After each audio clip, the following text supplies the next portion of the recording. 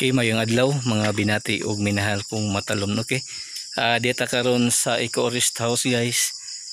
Ahong gibutang suga kay ngit-ngit man siya. Mga preparation ni sa bag-ong tuig 2025 guys, kay magpakaon ta diri sa mga bata unya atong ihinluan na maghinluan guys. Nag-grass cutter ni ta naman na.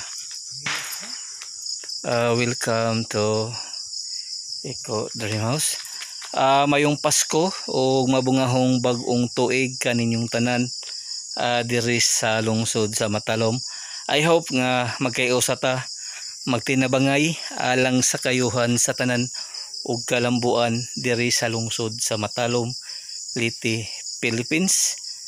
Unya okay man ni guys. Kaw nang gibutang suga kay aron lamdag siya ba. Okay, man ni siya.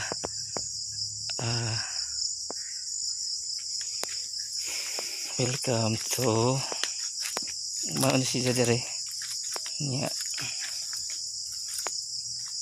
ano to ang Eco Dream House diri sa lungsod sa Matalom. Okay, mabangohang bag-ong tuig kanatong tanan diri sa lungsod sa Matalom.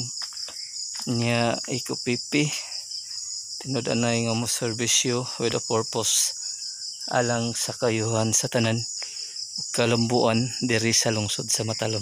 Happy 2025.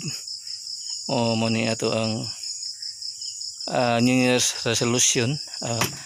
I hope nga mas modaghan pang mga investor nga mo invest og business diri sa lungsod sa Matalom, Leyte, Philippines. Eco PP tinud-anay nga mo serbisyo with a purpose alang sa kayuhan sa tanan kalambuan diri sa lungsod sa Matalom. Once again, welcome to Eco Rest House. Niya mabungahong bag-ong tuig kaninyong tanan diri sa lungsod sa Matalom.